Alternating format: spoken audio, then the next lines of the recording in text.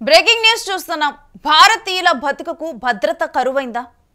అమెరికాలో జరిగిన ఈ దారుణ ఘటన వింటే గనుక డెఫినెట్గా కూడా మీలో కూడా ఈ ఆలోచన రాక మానదు. అమెరికాలో డల్లాస్లో అందరూ చూస్తుండగానే ఒక భారతీయుడు తల నరికివేశారు. ఈ ఘటన బుధవారం జరిగింది. ఇప్పటి వరకు కూడా అక్కడ ఏ పత్రికల్లో కూడా హైలైట్ కాలేదు. అదే ఇటువంటి ఘటన అక్కడున్న పౌరుల మీద జరిగితే అసలు దాని గురించి ప్రస్తావించకుండా ఉండేవారా? కానీ ఇప్పటికి కానీ ఈ ఘటన బయటికి రాలేదు. అమెరికాలో ఒక భారతీయుడు తల నరికి ఆ తలని తరువాత కాలుతో ఫుట్బాల్ను తన్నినట్లుగా తంతే. అసలు ఏం జరిగింది, ఈ ఘటన ఎక్కడ జరిగిందన్నది చూద్దాము. డల్లాస్లోని ఒక మోటల్లో చంద్రమౌళి అనే వ్యక్తి పనిచేస్తూ ఉన్నారు. ఆయన హోటల్ మేనేజర్గా. ఈ చంద్రమౌళి అనే వ్యక్తి భారతీయ సంతతి, భారతీయ వ్యక్తి, అక్కడ పనిచేస్తూ ఉన్నారు. ఆయన భార్య, ఆయన కుమారుడు కూడా అక్కడే ఉన్నారు. వాళ్ళందరూ కూడా అక్కడే స్థిరపడ్డారు. అదే మోటార్లో పనిచేస్తూ ఉన్నారు.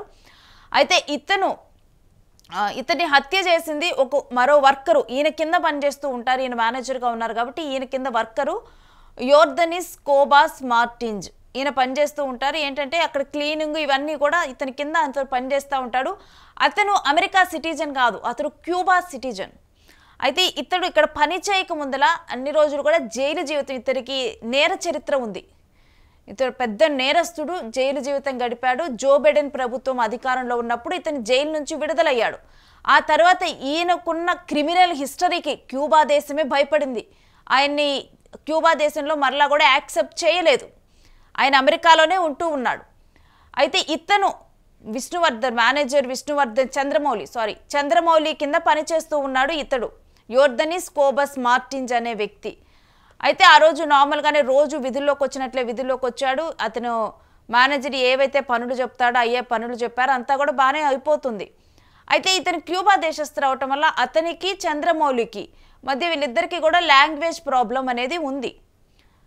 అయితే ఆ రోజు ఏం జరిగింది, ఒక వాషింగ్ మిషన్ పాడైపోయింది. వాషింగ్ మిషన్ పాడైపోయేసరికి ఈ మేనేజర్ హోదాలో ఉన్న వ్యక్తి ఇతనితో పాటు ఇంకో లేడీ ఫిమేల్ వర్కర్ కూడా ఉన్నారు. ఇతనితో లాంగ్వేజ్ ప్రాబ్లం ఉండటం వల్ల ఇవి చెప్పారు, వాషింగ్ మిషన్ బాగాలేదు, ఆ వాషింగ్ మిషన్ పాడైపోయింది, క్లీనింగ్ చేసేటప్పుడు దాన్ని కదిలించొద్దు, అటు వెళ్ళొద్దు అని చెప్పారు. ఈ విషయాన్నే ఆమెకు చెప్పమన్నారు.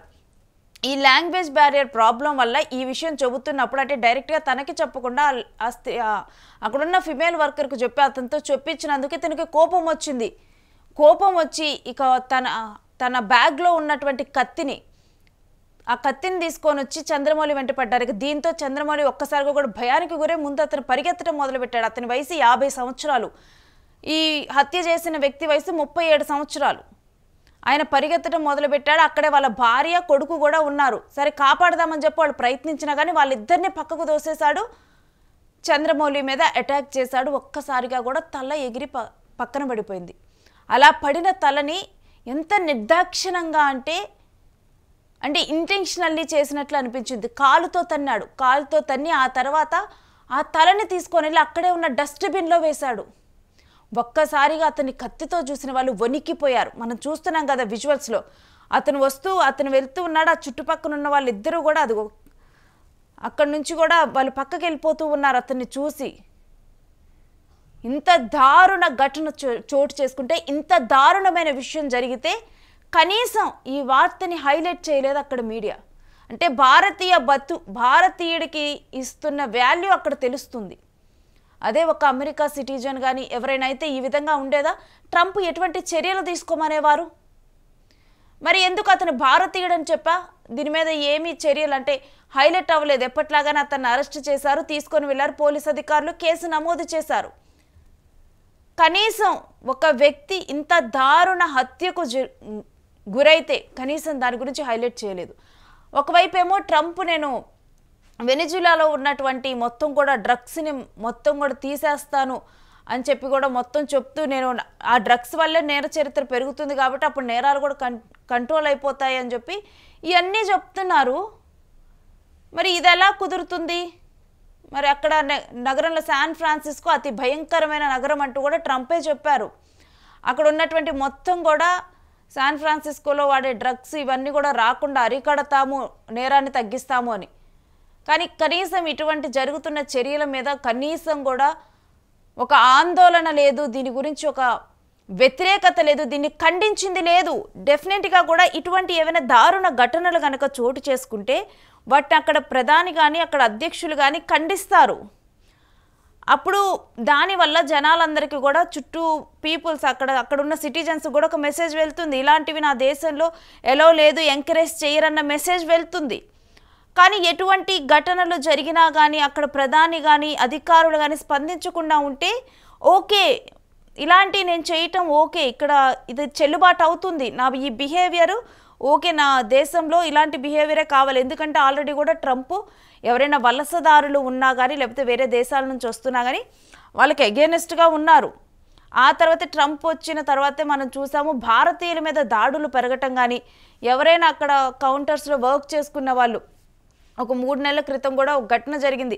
ఇలానే పార్ట్ టైం జాబ్ చేసుకుంటూ ఒక స్వీట్ షాప్లో అక్కడ కౌంటర్లో ఉన్నటువంటి అబ్బాయి మీద కాల్పులు జరపటము, ఈ విధమైన ఘటనలు జరుగుతూ ఉన్నాయి. అసలు తనకేం సంబంధం లేదు, అప్పటికి వెళ్ళి కొన్ని నెలలు మాత్రమే అవుతుంది. ఒక స్వీట్ షాప్లో తను గ్రోసరీ షాప్లో పనిచేస్తూ ఉన్నాడు. అలాంటి ఒక అభంశుభం తెలియని ఒక అబ్బాయిని పొట్టన పెట్టుకున్నారు అక్కడ ఉన్న వాళ్ళు. సో ఇటువంటి ఘటనలు జరుగుతున్నాయి. మరి వీటి మీద స్పందించి ఖండిస్తేనే కదా సరైన లా అండ్ ఆర్డర్ వాళ్ళ మీద అమలు చేస్తేనే కదా నెక్స్ట్ వాళ్ళు ఇలాంటివి చేయకూడదు అని చెప్పి వాళ్ళకి తెలిసేది, ఇలాంటివి చేయాలన్న భయం అనిపించేది. కేవలం అక్కడ పౌరులైతే మాత్రమే పట్టించుకుంటారా అంటే దీన్ని బట్టి చూస్తే అక్కడ పౌరులకు కూడా మరి ఈ రకమైన ట్రీట్మెంట్ ఉంటుందేమో మరి, ఎందుకంటే కనీసం స్పందన లేదు. వరుసగా కూడా ఇతర దేశాల నుంచి వచ్చిన వాళ్ళ మీద దాడులు అయినప్పటికీ కూడా దీని మీద సరైన స్పందన అనేది ఉండదు. అలాంటి స్పందన లేనప్పుడు ఏంటంటే ఈ బిహేవియర్ ఓకే అన్న ఒక భ్రమలోకి వెళ్ళిపోతారు అక్కడ వాళ్ళు. ఈ ఘటనలో కూడా అటువంటివే మనకి కనిపిస్తూ ఉన్నాయి. ఇంత దారుణ ఘటన జరిగిన తర్వాత కూడా దీని మీద ఎవరూ కూడా స్పందించలేదు. కేవలం అరెస్టు చేశారు. ఒక ఇన్సిడెంట్ జరిగితే ఏదన్నా చిన్న క్రైమ్ జరిగినా పెద్ద క్రైమ్ జరిగినా కానీ అక్కడ రావటం, అరెస్టు చేయటము, తర్వాత చర్యలు తీసుకోవటం అనేది జరిగేది. కానీ ఇంత దారుణమైన ఘటనలో ఈ చిన్న చర్యల ఇంత ఉపేక్షించి ఇంత చిన్న చర్యల కనీసం దీన్ని అక్కడ మీడియా కూడా పేర్కొనదా ఏంటి అంటే భారతీయుల పట్ల ఈ దాడులేంటి, ఇన్ని రోజులు తుపాకులతో కాల్చటము. అసలు రీసెంట్గా ఇంకో ఘటన కూడా మనం చర్చించుకోవాలి. ఏంటంటే అక్కడ నార్మల్గా మనం అక్కడ జనరల్గా స్టోరీస్, అమెరికాలో జరిగే స్టోరీస్ వింటూనే ఉంటాం. ఎక్కువగా కూడా అక్కడ ఉన్నటువంటి స్టూడెంట్స్ వాళ్ళు ఇలానే మీడియాలో ఎప్పుడైనా ఇంటర్వ్యూస్ ఇచ్చినప్పుడు కూడా రేసిజం అనేది ఎక్కువ ఉంటుంది. అక్కడ మేము స్కూల్కి వెళ్ళినా కానీ కర్రీ అని చెప్పి మమ్మల్ని అంటే కూరలు ఎక్కువ తింటారు కాబట్టి భారతీయులు, అందుకని కర్రీ అని చెప్పి అంటారు మనల్ని అని చెప్పి కూడా వాళ్ళు చెప్తారు. దాంతోపాటు వాళ్ళలో అక్కడ పీపుల్ కలర్ రేసిజం కూడా ఎక్కువగా ఉంటుంది. అంతెందుకు మహేష్ బాబు కొడుకు విషయంలో కూడా ఈ విధమైన వేధింపులు వస్తే రీసెంట్గానే మహేష్ బాబు షూటింగ్ వదిలేసి మరి ఇప్పుడు జక్కన్నతో జరుగుతున్నటువంటి SSMB షూటింగ్ వదిలేసి మరి ఆయన ఇంటికి వచ్చారు తన కొడుకు కోసం, తన కొడుకుకు ధైర్యం చెప్పేందుకు. ఇటువంటి ఘటనలు, ఇటువంటి ఏంటంటే ఒక భద్రత లేదు, సరైన లా అండ్ ఆర్డర్, ఇతర దేశాల నుంచి వచ్చిన వాళ్ళకి భద్రత లేదు, సరైన లా అండ్ ఆర్డర్ వాళ్ళ కోసం వర్క్ చేయదు. కేవలం అక్కడున్న ఇంకొకటి ఏంటంటే కొన్ని ఇన్సిడెంట్లో మనం చూసాము, అక్కడున్న పోలీసులు కూడా వేరే దేశం వాళ్ళ మీద ఈ విధమైన బ్లాక్ పీపుల్ అంటూ కూడా వాళ్ళు సరైన యాక్షన్ తీసుకోరు. వాళ్ళు కూడా ఈ వివక్ష ఎక్కువగా కూడా చూపిస్తూ ఉంటారు. అక్కడున్న పోలీసు అధికార యంత్రాంగం కూడా ఈ వివక్షను చూపిస్తూ ఉంటారు. ఒక్కసారిగా కూడా ఇప్పుడు ఈ ఇన్సిడెంట్స్ అన్నీ కూడా ఇప్పుడు కళ్ళ ముందు మెదులుతూ ఉన్నాయి.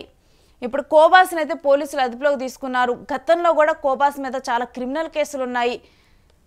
అటువంటి ఒక క్రిమినల్ని అక్కడ పెంచి పోషిస్తున్నారు.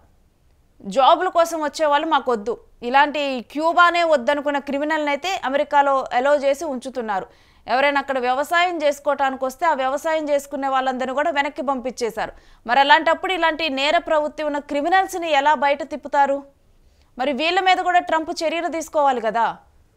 వీళ్ళ మీద ఇలాంటి వాటి మీద అయితే చర్యలు ఉండవు. కానీ ఎవరైతే ఇలా బతుకు తెరువు కోసం వెళ్ళిన వాళ్ళు, జాబులు చేసేవాళ్ళు, వాళ్ళైతే వద్దంటూ వెనక్కి పంపిస్తారు. మరి ఈ అతి దారుణమైన విషయం ఇప్పటిదాకా కూడా వెలుగులోకి రాకుండా ఉంచడం మీద అమెరికా మీద మీ అభిప్రాయం ఏంటో కూడా యూటీవీ కామెంట్ సెక్షన్లో పంచుకోండి. అయితే భారతీయుల మీద పెరుగుతున్న ఈ దాడులను అయితే డెఫినెట్గా కూడా ఖండించాల్సిన అవసరం అయితే ఉంది.